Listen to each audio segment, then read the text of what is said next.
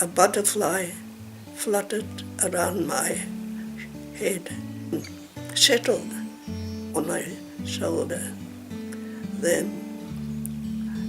descended to rest between my legs. I looked at the butterfly, and there was a bondage. Silently we conversed. Then the butterfly departed, and I was rid of my enchantment. Butterflies are my totem.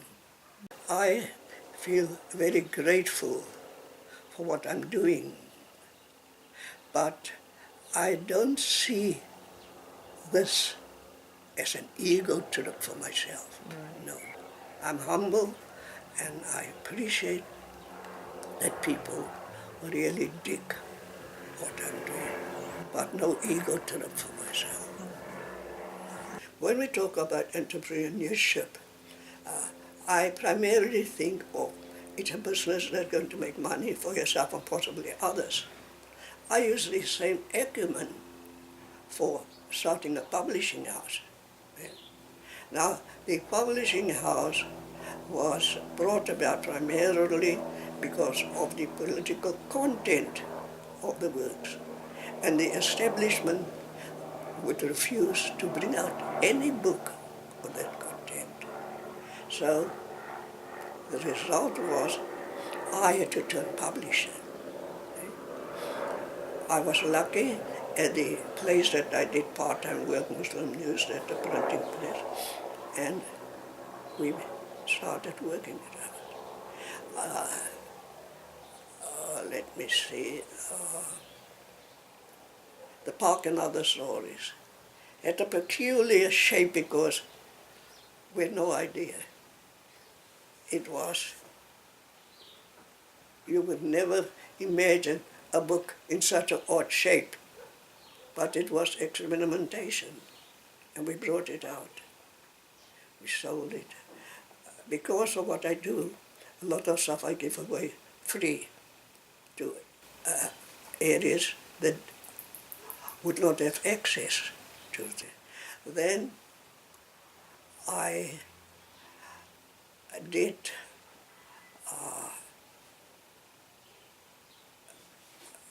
the political thing,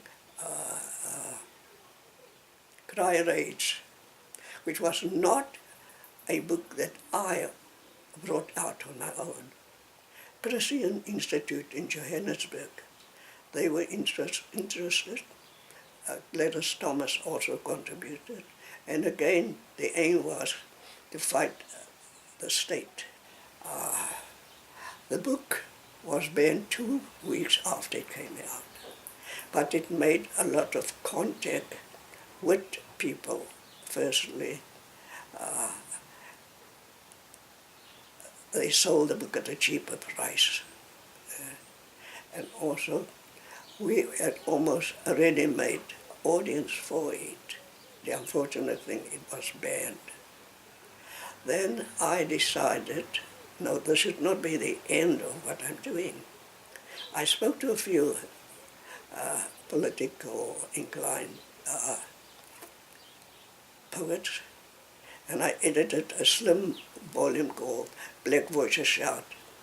People like Wally Soroti, Mafika Gwala, Sipa Sapamla, Oswald Machali, Ilva Mackay, Christine Dowds, and one person I got, that youngster, Stephen Smith, and a person from then Rhodesia, and we brought it out. Also, as I said, money was not the object. It was just the idea to have the book out. But unfortunately, as the government did not approve of what we were doing, same thing happened. 2 weeks later, the book was banned. But we got sufficient copies out and around. And then I had to work and pay the printer, because I never was in a position that I would be funded I was never funded with any of my projects. I had to scrounge, get money, and bring out a project. Then the big thing with 76, I was always involved. I did work on this Muslim newspaper, doing mainly political work. I would go into Langa and Guguleto with some of the students, or one or two students waiting for me, crawl underneath the fence, and then I'm inside to avoid the system sort of situation. Then our paper was good, well, about every third or fourth issue was banned because of the content. And the system by then must have had enough of me. I was picked up with Peter Jones, Johnny Issel, Hafke. He was principal at the high school in Grafenberg. He was also one of the top people in rugby that refused to work with white rugby. And the rest were students at the university. And then we spent our time. The time was purportedly up to 6 months. So that, while inside, I wrote poetry. I liked the title,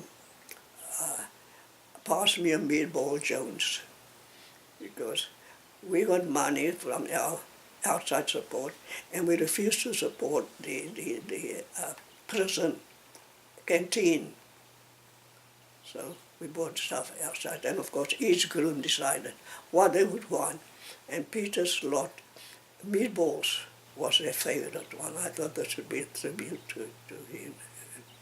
Well, I seem to have the continuous good or bad luck. 2 weeks after the book came out, it was banned. But I never gave up on the idea that somehow I must work towards being. So that's my idea of being an entrepreneur. By not giving up, even though you don't have money. There are ways that you can go ahead. And I'm sure if you use the same ideas in business, you should succeed.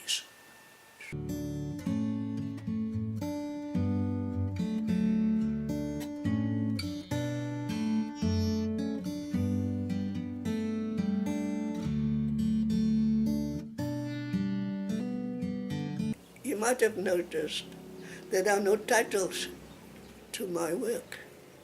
Cry arranged the first political collection, the line, rage sharp as a blade, so that indicates, so I did not need a title. But titles for me are unnecessary.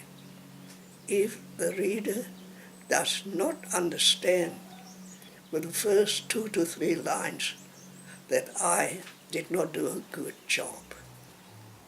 And this new collection, apparently the publisher is going to find a title. I'll just accept whatever it is going to be. As long as it's not Thoughts of an Idiot.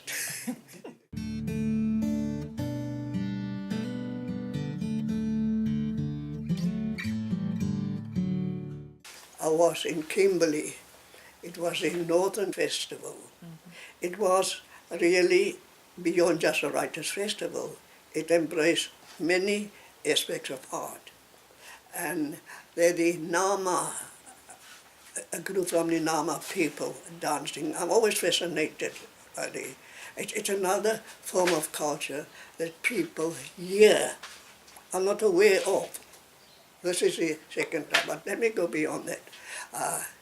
I conducted a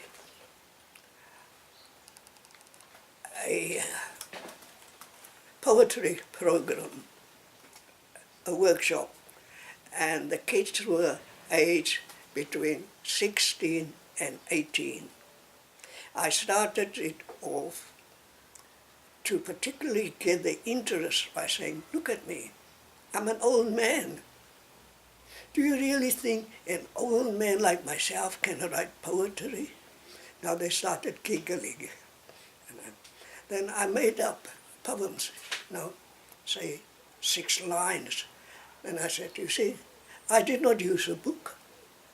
I just made it up now. Now that intrigued him. And I started by saying, all of us are poets. We have imagination. Use your imagination in a creative way. But the other important pillar is discipline. Unite the three, and then you can write a poem. And I kept on relating age and poetry and stressing the fact that you are all poets. Don't be afraid because you see poetry in a book and you think you can't do it. No, these people are poets. Look, they've got a book out, or they've got several poems in a book. It's beyond us. I said, no, never be afraid. You can do it. By the time the workshop was done, about 14 of them, and mainly girls, had written poetry. And each of them had written at least 3 to 4 poems. See? So this is what the inspiration of my talk had brought about. They've never written poetry before, and they wrote poetry. So that's what I feel very good about. If we can inspire young people to get them to understand that it's not impossible for them to achieve what they would want to do.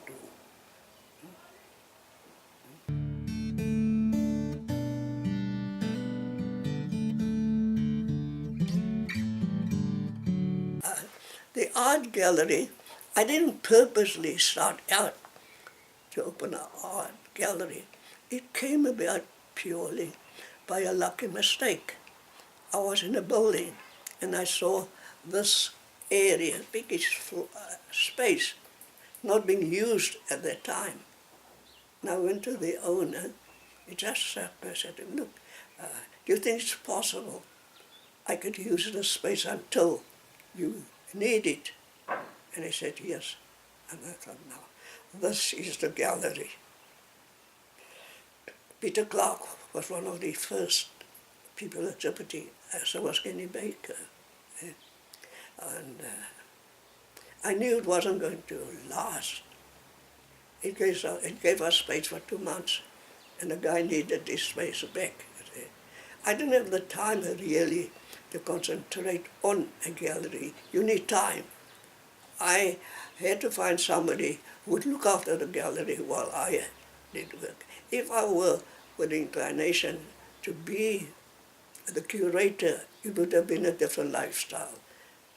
And I didn't want anything to divert me from my political poetry. It's my life. But also it was the first time that a black person opened a gallery.